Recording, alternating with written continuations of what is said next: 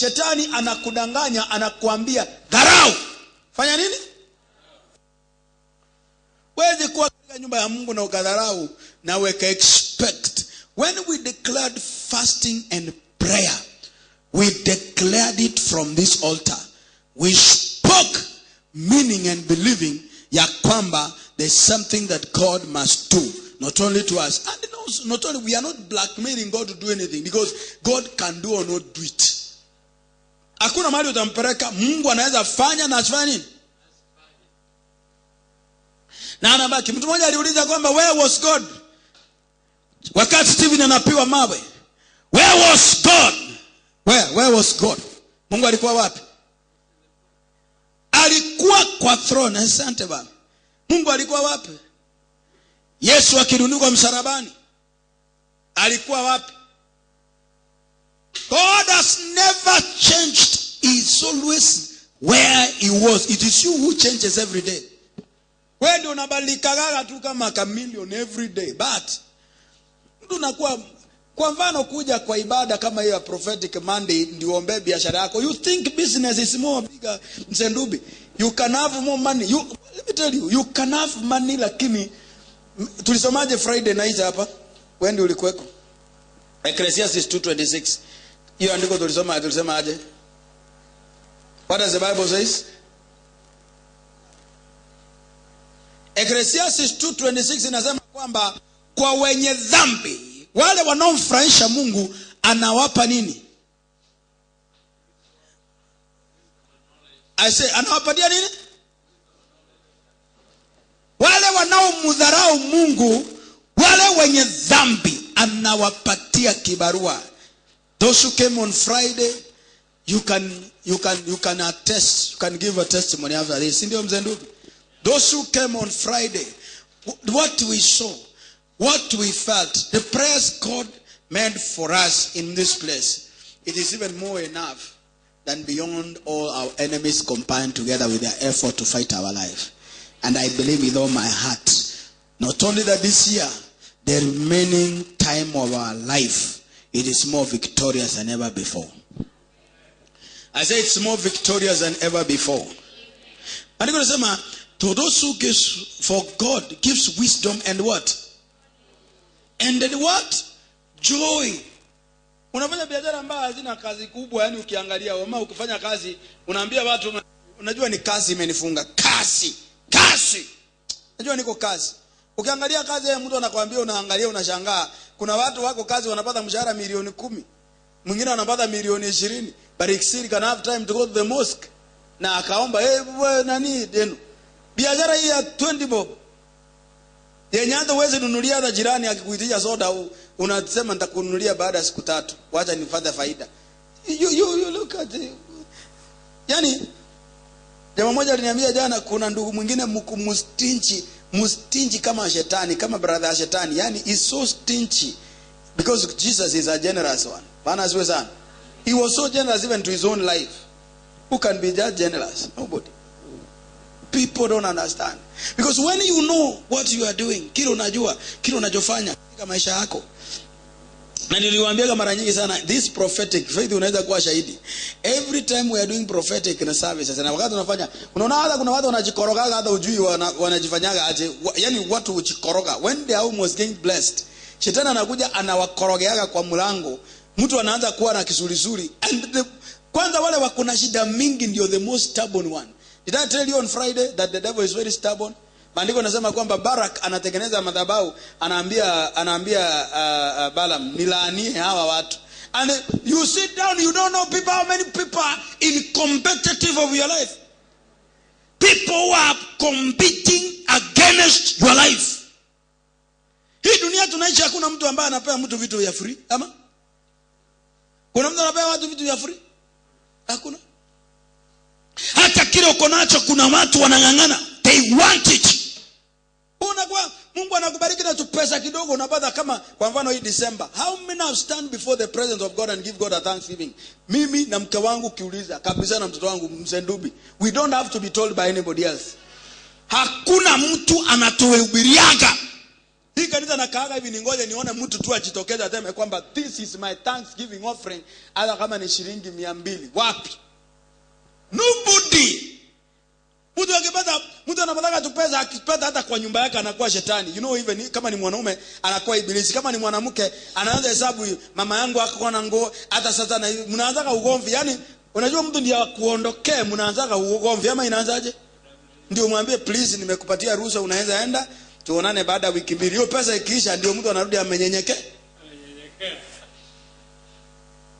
Kitu kimoja kwamba when you stand before God and you tell God you are more greater than I, but the devil, now do you know, hii mambo yote serikali ilikuwa inaleta kwa ajili ya kusema ati wahubiri ni wabaya. They wanted to take confidence of preachers from the people so that watu walaaniwe wasipate baraka. Msendubi, I'm telling you the truth. The moment you stop giving your tithe, the moment you stop giving your tithe, honestly before God, that's the beginning. America, the most successful nation on earth, America believes on tithe, Dennis. They tax, America wanna tax only 85% of your salary, not 100%. 85%, 10%, hiyo ni tithe America. 5 is an offering. Wale walianduka constitution ya America, they wrote God in mind. That's why the George Washington, the founder of America, walisema in God we do what? Wanasema in God we do what?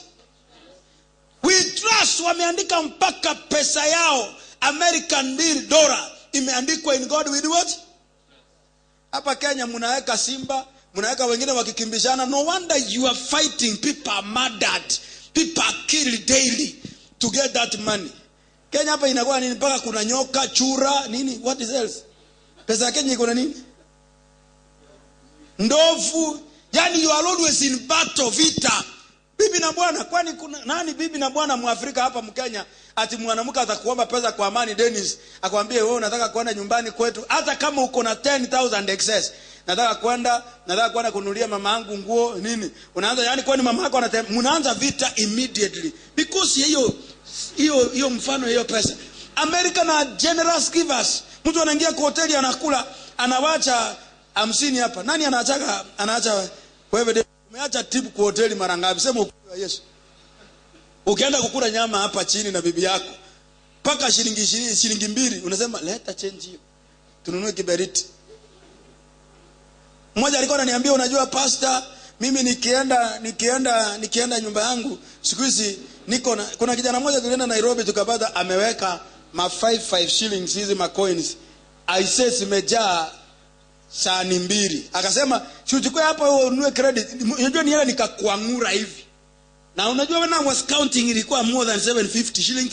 Singine zilibaki, si ati nilitoa zote. Yaani hawezi achia mtu. Aya tena tuko na wengine kwa barabara hapa wanaomba nipe, nakupa, naambia wewe nifanyia kazi. That's the cool language. Na mimi siwezi pea mtu wa barabara mwenye anahangaika, mwingine ni shetani. Kwa sababu kuna watu hapa town wamewekwa na Wahindi, wamewekwa na Warogi kwa hii town. Wanachukua pesa kutoka kwa watu in the name of begging. Wakipewa 10 shillings anapewa 100 ama 200. Hiyo una siri mzee Ndubi, na kina tell you the truth. Kim una habari hiyo maneno my brother. Kuna watu hapa town wanajifanya beggars. Ukimpa 10 bob anapewa 100 shillings. Ukimpa 20 bob anapewa 200 shillings. Na hizo coins huwa ndio zinakuwa na connection ya kiroho. So ibilisi anajua. How many times ndio maisha unaishi my brother? Maisha unayokaa.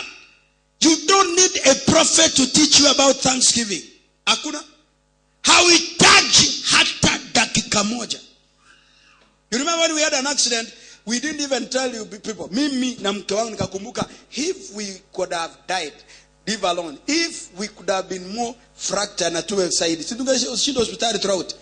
Sasa hiyo hata ndio ndugu unakuja na juice, chips, unajua sikuli lakini unakuja nazo. You make sure you come with it. Na unajua mtu waendi mahali unaletewa chakula throughout kutoka asubuhi mpaka jioni, utakula saa ngapi? If we want to see wickedness in Africa, mzungu akienda kuona mtu hospitali anaendaga na kadi, aendagi na juice. Wakora wale wachoyo wa Afrika ndio wanakujaga na juice. Tena wakijua wewe ni mgonjwa, wakijua wewe njaa, hakuna mtu anakujaga. Kwani ni watu ngapi wanakujaga? Mtu asikie kabisa niko chini, niko malaria imenikula. Ni vitu vingapi watu wanakuja? No, lakini kabla hivyo mzee, wakati ulikuwa kwa hospitali hapo, watu ni wangapi wanakujaga hivi mzee? Juice, mayai, chips. Wanajua hiyo huwezi kula. Saa zile uko mzimu unatembea hapa town kabisa, hata hakuna mtu wa kusalimia na hiyo juice. Ndio ujue mawazo ya watu vile iko na ushetani. When you are able to eat, nobody can give it. So you must understand season za Mungu. I say you must understand the season of God. Hatuwezi kuita watu hapa tukuje maombi na kufunga na kuomba tuje alafu wengine wako nyumbani wanakula marawe. We have decided and said, God, this year by God's grace. Why? Because mimi niliambia my wife the other day, kuna muujiza niliona juzi. When was that? 2 days, 3 days ago. Muujiza mzee Ndubi, and I tell you prayer works. Aki ya Mungu. Akivi. Maombi inafanya kama, unless you are a devil na unaenda kwa waganga wa kienyeji wamekuahidi ya kwamba by next week kuna vitu vitafanyika.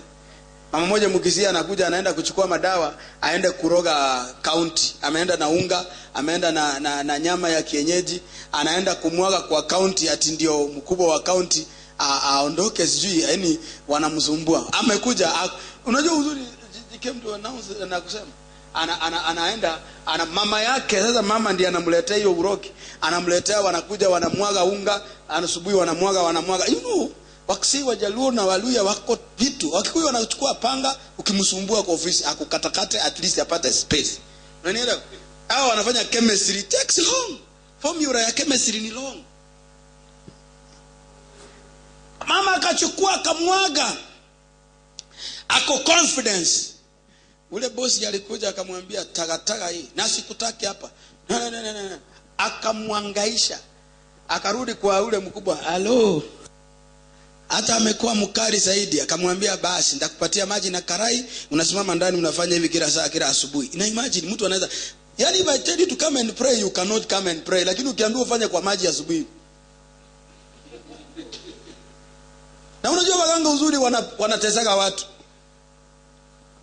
Mmoja alituambia alienda na mother-in-law wake kwa waganga wa kienyeji. Alipoenda kwa waganga wa kienyeji, mother-in-law akatolewa nguo. Kuona matiti ya mother-in-law, mimi nifungue macho nione matiti ya mama yake. Mimi Lawrence. In the name of looking for power. Mother-in-law amefungwa hivi, ametolewa nguo mpaka Cinderella. Ako huko amevaa kinaanda at least. Amefungwa hivi, alafu sasa amefungwa mikono iko imekwenda hivi, alafu nyoka inakuja inamunywa inamuukizi. Na wao inamuukizi. The name of looking for power.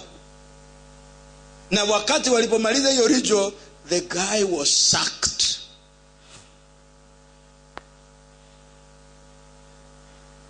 Waje kustuka mzee Ndubi.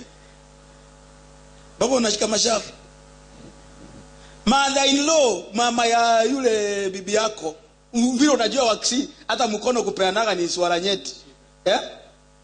Maana ni heshima tu, naambia hata nikibibilia sio kikisi, nikibibilia. In Israel you could not touch your mother-in-law like this. It's abomination. Ni hii technology imekuja juzi ya kuhagi mother-in-law. Kumesana. Mnalia kwa huyo analia huko na huyo anakupanguza mgongo. Sasa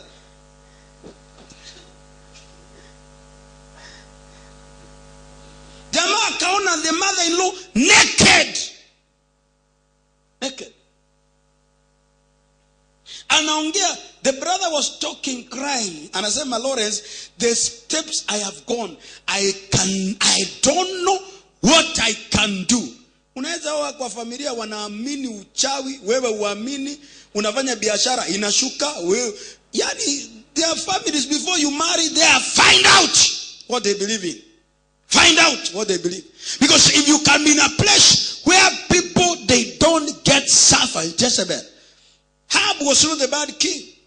Ahab hakuwa mtu mbaya. Lakini Jezebel, his father alikuwa anaitwa Etebal, ambaye alikuwa ni miungu. And they were calling this man alikuwa naabudu mungu wa agriculture ya vitu vitu, vyakula na nini na nini. Alipozaa msichana akamuita, akamuname after that God. Msichana anaenda kuolewa. Hata wacha hivyo. Wale mliona TV juzi, let me go back.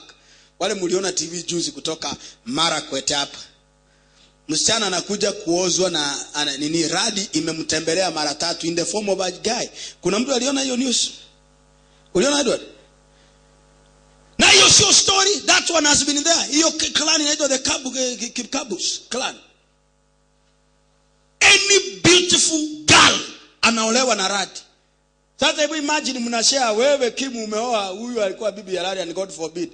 Sasa mko kwa nyumba. Radi akikuja, ukiweka biashara hata ya tomato inapigwa nduki asubuhi huko umefirisika. Unanunua tukutuku inainuliwa juu kabla haijarudi chini iko. Na mnashindwa why everything is in shambles. Unanielewa? Kumbe umechukua bibi ya nani? Na ujui because radi si inafanya distraction, ama inafanya nini? Wanasema msichana ametembelewa mara sijui ngapi. Na wakienda kufuata huyo mtu hivi wanakutaka huyo mtu hayuko. And that is a society we live in, inaitwa Africa. Alafu wewe unakaa hivi.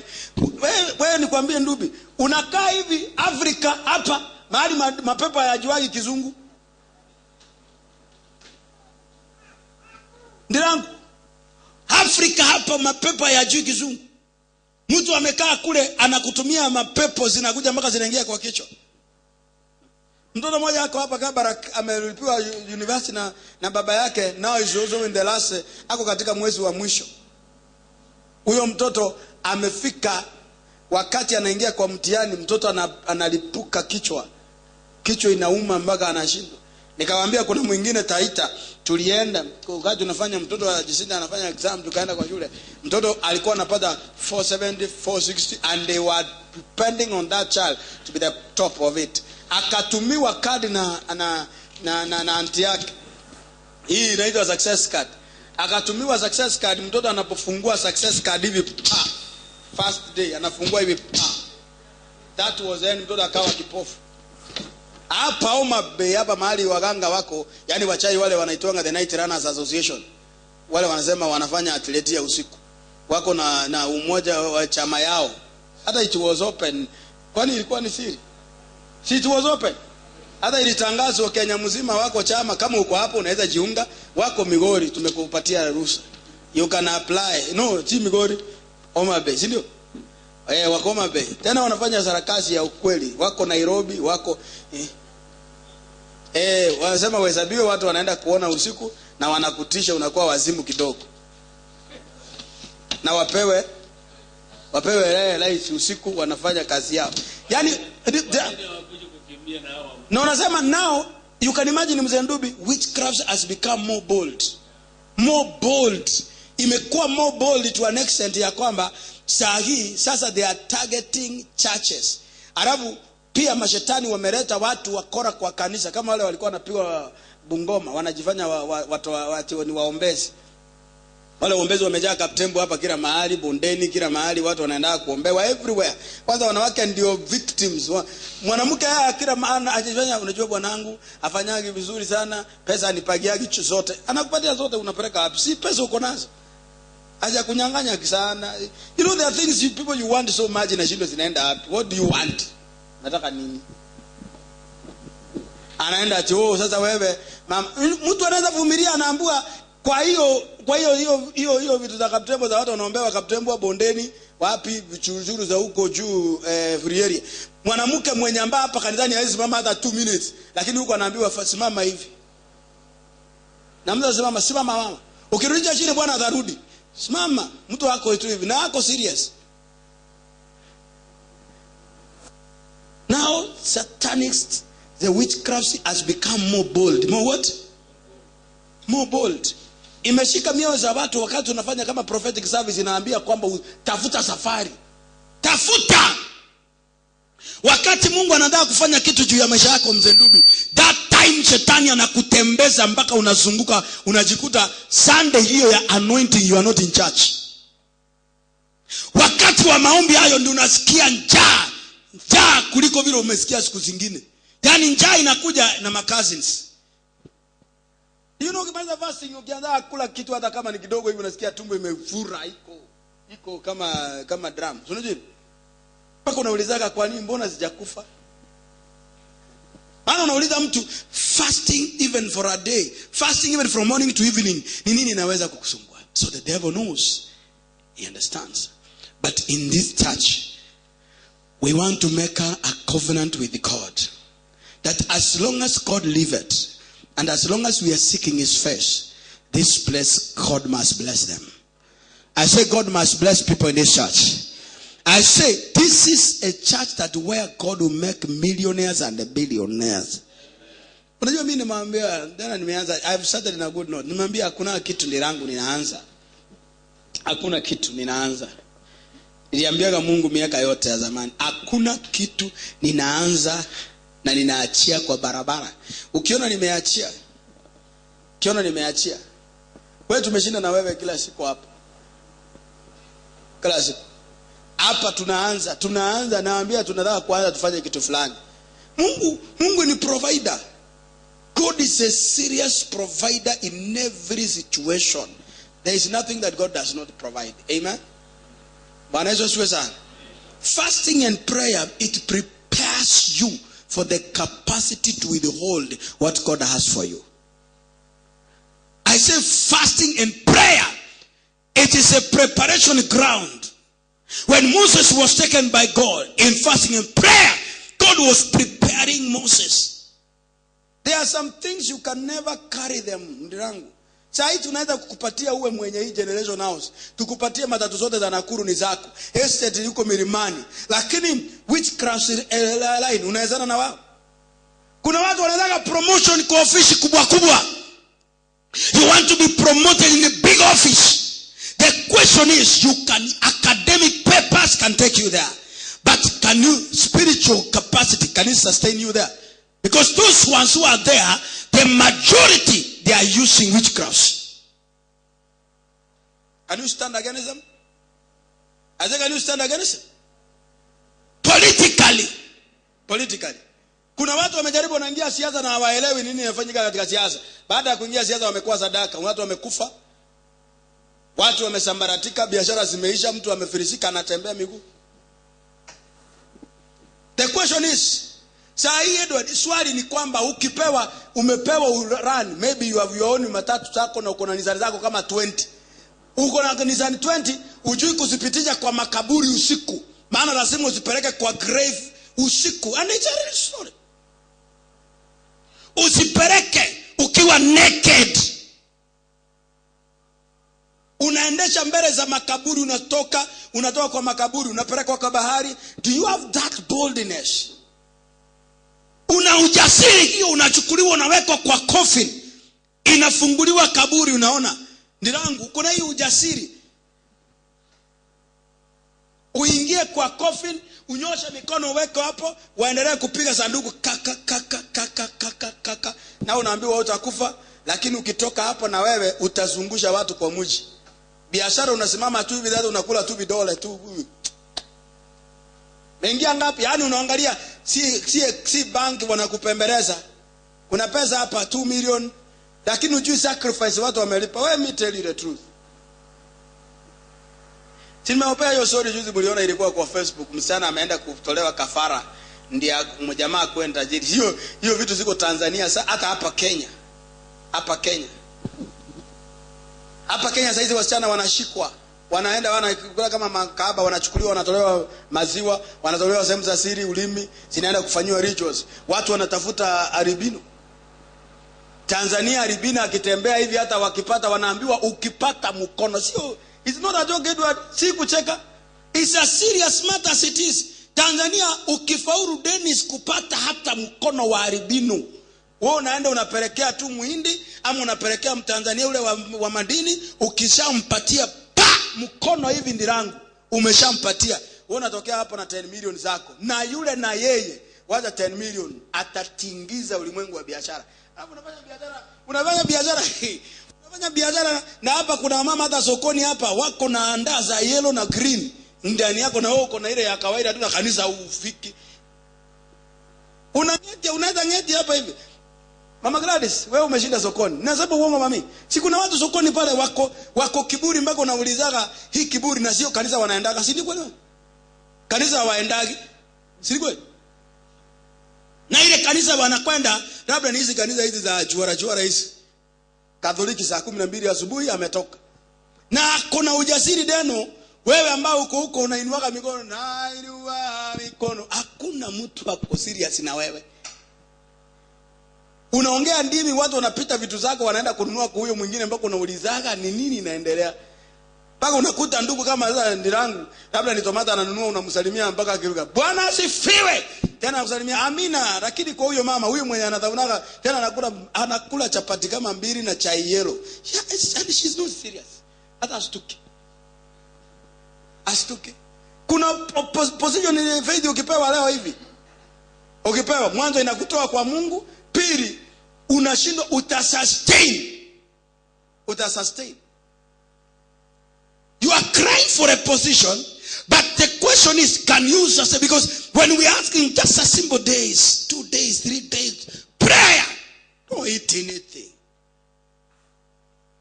Ayo unaona kama nikikaa hivi bila kula, mimi nitakufa. Ndakonda watu wataniona nimeisha. So unajua watu wakiona umeisha wanaona kwamba una shida nyingi, it is true. Na watu wakijua kuna shida nyingi, Mungu mwenyewe sasa ndiye hapo ndiye anakuja for intervention. Si kweli? Lakini umeona umetojana kama debe namna hii. Uko tena unahema hata upande stairs hivi unapa.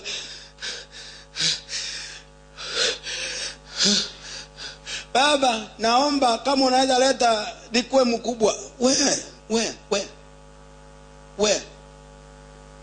And your friends mtu anaenda kwa sangomas. Saa hii nimeona mwingine South Africa anajifanya mhubiri, mama ameenda, ndio uone watu wanajitolea ise. Mama anaenda kuombewa ati apate mtoto. Yule pastor ametoa viatu, yani South Africa kumeenda extra. Ule pastor ametoa viatu, ameinua miguu, amemlalia na mgongo. Mama ako chini flat. Yani hiyo ni true story, sio story. Hivi haya hiyo kuna church nyingine za hii Tanzania. Ningekuwa na ubiri za hizi wewe Kim na nini mnapeana shift wewe na Edward, yani a man of God should not step on the ground. Nanielewa? Yani umeuliona? Amekanyaga juu hivi, amerelax. Ukimaliza deno ananiweka kwa mgongo. Yani all the 3 hours inahubiri kwa hii kanisa. Hakuna masaa kukanyaga chini. Sio story ndirangu, watu wanatafuta. Imagine kabisa na watu wamejitolea faith hiyo in that level. Na ile tuliona mimi pastor naye anagonga, ni mama anamgonga mimi.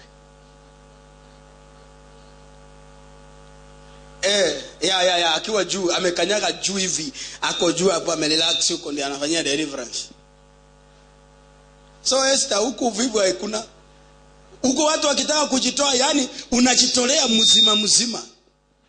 Katika ulimwengu wa giza, bila tunaongea leo, katika ulimwengu wa giza wameinua kitu kinaitwanga level ya sacrifice. Level ya wani? Wao nikwambia ukweli for real. Let me tell you the truth. Katika ulimwengu wa giza, maana wanaona Wakristo tunashinda kutabiri prosperity daily Edward. Yani siku tunamalizaga ibada, iwe ni Monday, iwe ni lini, hata ile nawaitaga Monday tukuje tufanye prophetic bado unahepa. Hakuna siku tunakosa kutabiri na kusema you shall be blessed. Unanielewa? Hakuna siku. Sasa wamejua na watu wamekwenda makanisani kutoa ushuhuda ukweli kabisa vile Mungu amewabariki. Shida, are they going to sustain? How can you sustain yourself? How can you sustain? And I realized ya kwamba ukweli kabisa when you start fasting and prayer, Mungu anakupa grace. You see food like unaona chakula kabisa kama, yani unaona kama nitaka. I'm telling the truth and I'm saying this one with the experience of God and by merit of Christ. Kabisa ndirangu. When you begin and tell God, ndirangu sahi, Mungu akupatie sasa useme wewe ndio mwenye Nakumat. Hii supermarket Nakumat. Wewe ndio CEO. Swali, utashindana na supermarket hizi zingine hapa aje? Uliza kila siku hapa mwenyewe anawaweka gilizo kila siku. Si mnaamka kila siku na maombi? Na unaona kama ni ukweli.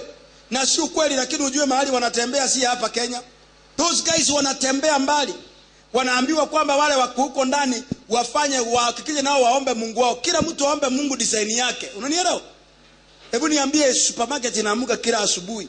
Every day from Monday to Monday lazima wafanye ibada. Sina kama ziko wanafanyia ibada hapa every Sunday.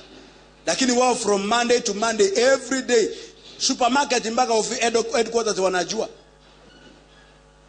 Alafu wewe unaamka asubuhi unaamka kama pa umetupa blanketi, kanisa litaenda Sunday. Ai.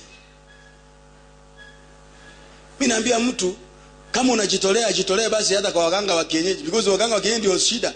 Wenda tu tafuta wakisi na Wajaluo na Waluya. Wakipewa dawa anaambiwa usinyeshewe na usione mtu. Kuna mahali unaweza tembea usinyeshewe na usione mtu. Jamaa mmoja akakuja hapa akatuambia amepewa dawa na ameambiwa kuna mmoja anapiga 100 kilometers. Edward, mtu anatembea 100 kilometers ya kwanza faith. Alafu akifika achukue hiyo dawa aifunge na iangalie kwenda kwa choo na atafute na choo ya kwao nyumbani iko na cement. Mahali alikuwa ameambiwa aweke. Sasa hivi imagine baba yako na mama yako wakukuta tena unaendelea kuchimba kando. Pa. Bahati mbaya ati alipoweka ikakata na hiyo nini. Ikateremka. Kutoka siku hiyo jamaa hakuwahi survive. Akamwambia sasa hiyo ni punishment. Mwingine alituambia ndio lewe watu wa friend. Alipewa hapa Nakuru, aliambiwa watoto watembee, yeye na watoto watembee milima 9 ya hapa Nakuru, kuanzia hii Njoro milima 9. Katoto kadogo kama kale kakijana. Kadogo hivi. Sasa katoto kama haka kwako Dennis, mtembee na uhakikishe usikabebe kwa mgongo, katembee kwa milima 9. Dennis, haka kako katatembea kafika hapa.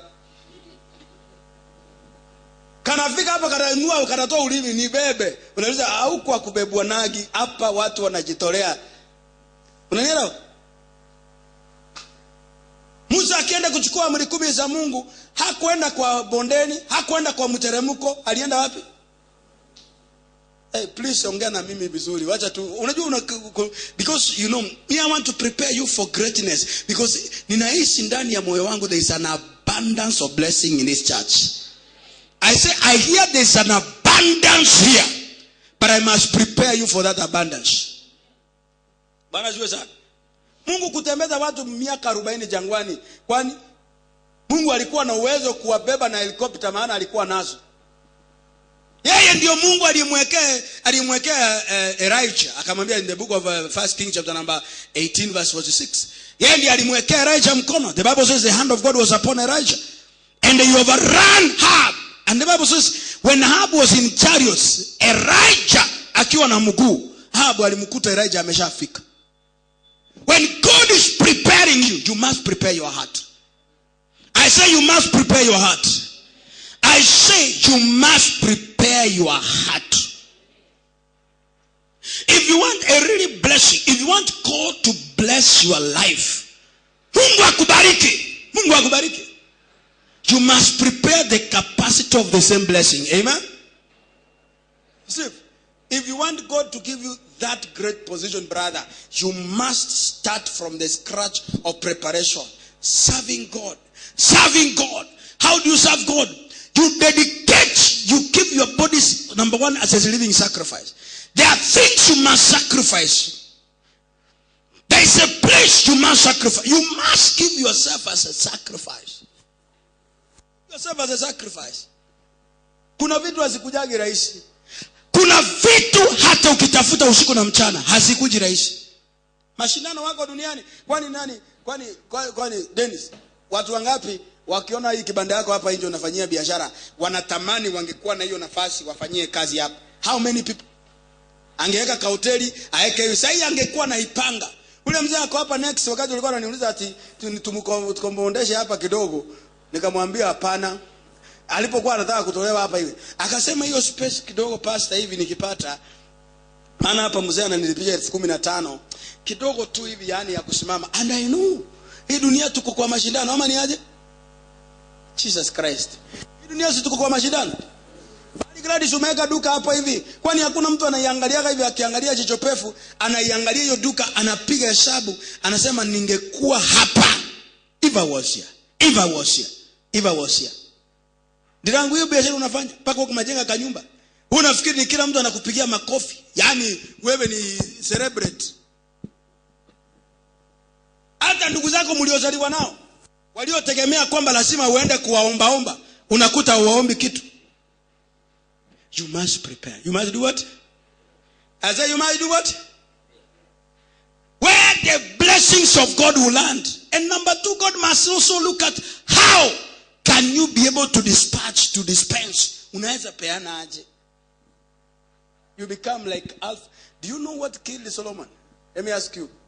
Apart from other foreign women able to find a Bible study assembly, came. Do you know what killed Solomon? What misled him, killed him? Yani even after he died, of course he died end of the day.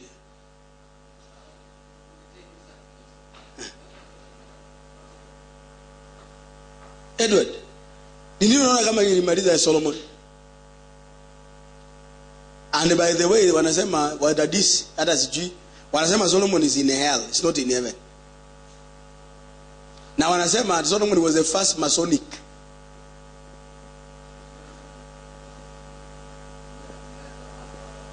Wa kigeni.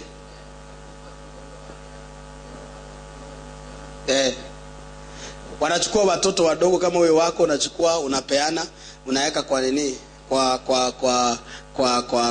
altar ya Molech. Moto ilikuwa Molech ilikuwa inawashwa moto kubwa, yani inaitwa furnace. Unazaa hivi mama Christian, unapeana. Kazi yako wewe ni kupewa mimba. Usiulize mtoto. Wewe unapewa mimba, unapewa chakula smart, unakula. Saa hizi hata wengine wamesema even Satanists saa hizi wameinua level ya devil worshiping. Wanasema badala ya kuwa ati ukuje uwe mtoto wako, uwe mama yako, usifanye nini, chukua tu watu dada zenye hatuna akili, pea mimba. Ukishapea mimba mwambie fanya abortion. Fanya abortion. And then you continue strengthening your business. You continue strengthening your opportunities. That's why unasikia politicians wako na mabibi wengi. Si ati wako na mabibi wengi kwa sababu wanataka. Hakuna mtu anaweza sustain mabibi wengi, anatoa pesa wapi? Hii shida iko dunia hivi, hata mmoja peke yake mnapambana kwa sukuma. Kwani ukiongeza wawili utatoa wapi? Mnaulizanaga sukuma, mtu anakuambia leo pesa ya sukuma hakuna kwa hii nyumba na tomato. Na tomato ni ngapi? Kwanza unauliza tomato ni ngapi kwa soko? Ati tomato moja sasa hivi wanauza 10 bob. 10 bob tomato na tulikuwa tunanuaga. Wewe unaongea vitu ya 1982. Alafu sasa unataka kuambia mtu ati 10 bob tomato imefika moja 10 bob sasa hivi. Ni pesa ngapi tomato moja mama Kristo? Mimi hata sijui ukweli kabisa ya Jehova, sijui. 10. Kwa hiyo nimegesi vizuri. Unajua kuwa hoka unakumbukaga vitu mingi. Kazi nilikuwa najikalia. Mimi nilikuwa nanunua tomato 2 bob. Mnaanza kugombana Dennis. Sasa hebu imagine huyo mmoja amekuitisha tomato ya 10 bob. Uwe na watatu wanakuitisha tomato za 10 bob na wako na watoto kama njugu round. Hakuna mtu akona hiyo uwezo.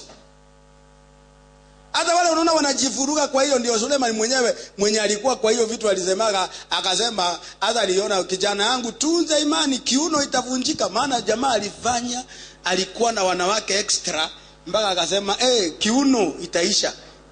That Solomon alisema, maana alikuwa na ushuhuda. Huyu alikuwa anasema ukweli. Bwana Yesu asifiwe. Nasema Bwana Yesu asifiwe.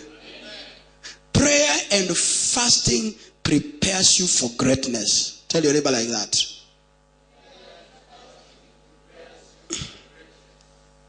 Sema tu kwa sauti, sema prayer and fasting.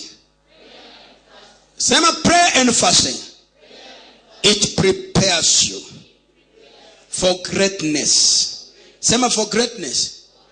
When Daniel decided to pray and fast against the decree of the king, he never knew that he will be promoted to be a senior after the king. Amen.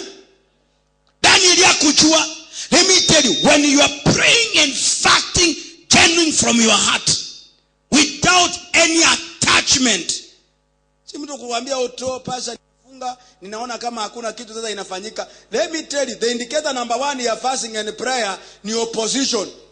Kama ulikuwa unatafuta promotion unarudishwa reverse. Unajua hiyo? Ai. Bwana Yesu asifiwe sana. Indicator number 1 that your prayer has been answered, it is when anything happens opposite. Praise the Lord. Kitu kitendeka opposite, that is how your prayer and fasting is now answered. Wana wa Israeli walipoanza kuomba, Biblia inasema in Exodus chapter number 5, maandiko yanasema walipoanza kuomba kwa Mungu kwa ajili ya their freedom, the Bible says, and the persecution was intensified. It was what? I said it was what? Yesu akiwa Getsemani akiomba na kulia mpaka akatoa jasho la damu. What happened? The next day anapotokea hapo, watu wale alikula nao pamoja, one of them ndiye anawa-identify, anasema kwamba huyu si alimwambia Mungu niondolee hiki kikombe, si ni kweli? Please. Si alimwambia niondolee hiki kikombe? Prayer and fasting, anytime that it happens opposite, anytime it happens opposite, that is an indicator that God has already answered your prayer. Amen. Siniwaambia hapa, nimeshawatolea ushuhuda kwa hii kanisa hapa. Kuna kipindi tulikuwa tunaanza hapa kufunga na kuomba. Tukianza kufunga na kuomba, and I told God those stories and I have known it. Anyway, kuna siku for the consecutive 3 years, 2011, 2012, 2013, 20 times we were doing dry fast and prayer. Every time we start praying, the people when we are praying for wanatuacha kwa hewa, wanaondoka mpaka tunasema kanisa tutafunga wakati huu. Saa nyingine ukame inakuja mpaka tunaona shida ndio imekuwa extra. Mpaka tukisimoja niuliza bibi yangu, nikamuuliza kwani maombi iko na mashetani? Unanielewa? Kumbe when God is preparing you, mama, when you are praying for your husband to get saved, that's the time wanakunywa zaidi kuliko jana. Nasema when you are praying for your husband, sio kwenda kuangalia. Nimeshawatolea ushuhuda ile, kwanza nitoe tena mara ya pili. Dada mwenye nilikuwa nioe tukua JCC, nikafanya mazoezi. Sema mazoezi. Ndio ngoja kunicheki hivyo kama boss. Nikafanya mazoezi, nikafanya. Let me tell you, mimi I have fasted back. Nikaenda prayer center, nikadunga fasting ya siku 7 dry. No water, no even swallowing my own saliva. My brother, nikatoka na nikachukua mpaka jina ya ule dada, nikaandika in a big board. Kama umeshaenda pale prayer mispa, wakati ule kulikuwa mpaka na vichaka huko chini, unaenda mahali huko peke yako, unaongea lugha mpaka wacha nikwambie hiyo nasema real. Unajua mimi na converse hiyo kweli. Nikaanza maombi, nikaongea Kikisii mpaka na Kikuyu. Nikaanza kuita huyo dada Kijaluo, biro ka kinyi. Yaani nione kama ni gani inaweza kuwa more quickly answer. Ukweli kabisa. Unajua ukiwa peke yako kwa prayer unaongea everything. Unajua hivyo? Hata kama wewe ni msherati, sio hapo ndio unakiri unasema baba mimi ni mkora na ni msherati, unaangalia kama unaona kama hakuna mtu lakini mbingu ndio. Unajua kuna watu hata hawajui kuomba, hata akiwa peke yake anashindwa kuconfess ukweli ama? Unajua kuna watu ambao hawajui kuomba, hata akiwa peke yake kwa room hawezi kuconfess kwa sauti. Unasema kwa sauti na mbungu unakusikia. My friend, nikaomba. Baba leo nilipotoka kwa hiyo prayer sasa, nikatokea hapo. Nikaona wacha niteremkie huko karibu mahali ule dada yuko, nione kama hii maombi. Na sasa hiyo niko kama geko, nimeparara, mdomo inanuka excess. That then siku hata nitafuna kitu. Ukweli kabisa, not anything that I was chewing. Nipitia hapo, nione kama dalili iko inaonekana kama anaweza kuwa ameniona ama ni aje? Niona kama hiyo prayer vile nimemuita, naona sasa Mungu hata amenifanya. Tena nikajijasia kutoka kwa prayer. When Moses was coming from the mountain, the Bible says his face was shining. Nobody could be able to look at him. Hallelujah. Jesus takata. Nikateremka. Ule dada aliniangalia, kaniuliza, "Naona fanya nini hapa?" Nini sasa? Nilikuwa nakusalimia, nimetoka maombi. Akaniambia, "Kwa ni maombi umeleta hapa? Si mtu akitoka maombi anaenda kwake." Hai. Nikaona hii maombi yote nimefanya hivi ni useless. Mimi nikajiuliza, yani hii maombi nimepiga hivi kwa bidii. Honestly nikarudi kwa nyumba yetu tena nikaongeza gia. Ndiye akanichukia zaidi kuliko ibilisi. Nikauliza Mungu, yani you mean nitakufa hivi? Marafiki zangu wote kila mtu ameoa, mimi ndio kila siku wakinionaga wananifanyia dhiaka. Wote wao ni brother, utazeeka utakufa bure. Nikaongeza pasta wangu kwanza ndio yeye na bibi yake sitawasahau na Mungu awabariki. Wakanifanyia dhiaka. Bibi yake ananiambia, "Na wewe sasa?" Brother. Hata hii walk unafanya nilikuwa nafanya walk. Hii walk unafanya, yani hata uone. Bwana akasema, "Waachana na huyu hata hakuna kitu." Lakini unajua Dennis, Grace ikakuja kwangu that time, nikaongea. Nakumbuka huyo mama nikamuongelesha life. Nikamwambia, "Mama, mimi siwezi fanyia harusi kwa kanisa yenu hapa. Mimi ni mtu wa kufanyia harusi Nairobi kwenye magari mengi mahali nililelewa. Sitaki mata." Alifanya hivi akatema mate. Unajua huko kwetu ukifanya mate hivi, hiyo ni madharau excess. Unajua? Ama kwenu inakaa aje? Kwetu mtu akikuongelesha hivyo, alafu ateme hiyo mate, yani amekuambia wewe ni takataka kinyesi. Ile, yani unajua alikuwa anataka airudishe nyuma hivi. Mate ya mbele indi serious. Lakini ukiona ujue wewe ni mafi, ndio sasa ndio, yani that's where you belong. Nikamwambia, I told that lady, Kambia, the pastor, Kambia, listen to me. See, no, you marry confidence. I say and I prophesy that I will not marry here. Hata nilimwambia aje, hakuna wadada kwa hii kanisa wanaweza faa klasi yangu.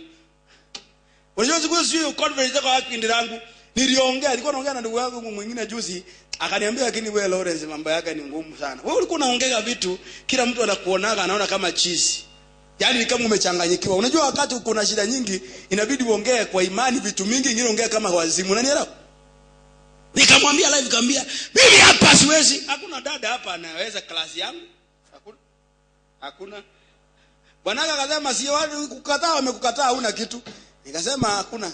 Na huyo mama ni wa Coast. Akaleta mdada yake tena mwingine mwenye alikuwa ameleta mchakazi wa nyumba, akaniambia, "Unaweza ongelesha huyo one kama unaweza oa." Nikamwambia, "Mimi si wagi mamedi. Mimi ni mtu serious."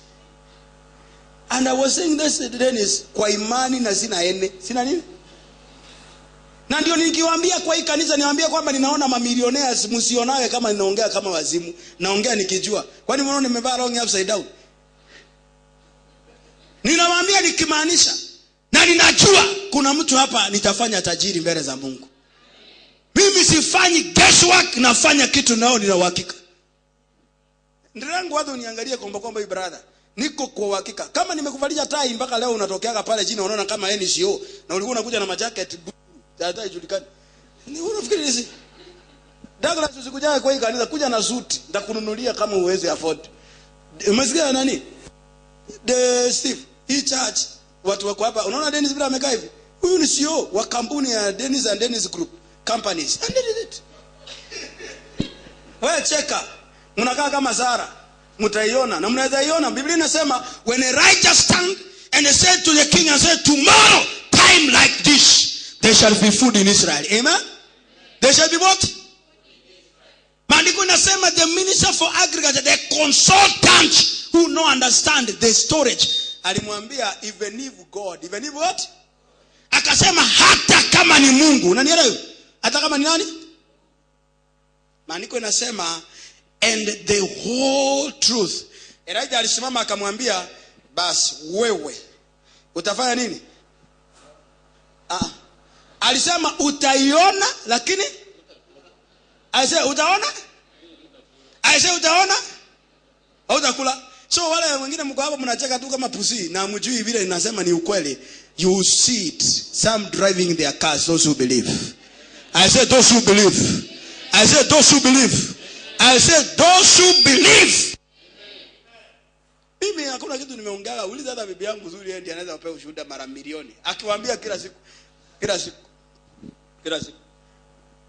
Nilimwambia siku moja, nikamwambia unajua mimi nitawapandisha ndege na mtakuwa kwa ndege hivyo. Uzuri yeye aulizage maswali na acheki kama Sara. Mtoto wake anaweza kuja sema dad. Anakuja the following day anasema dad, unajua ulisema juu ya ndege.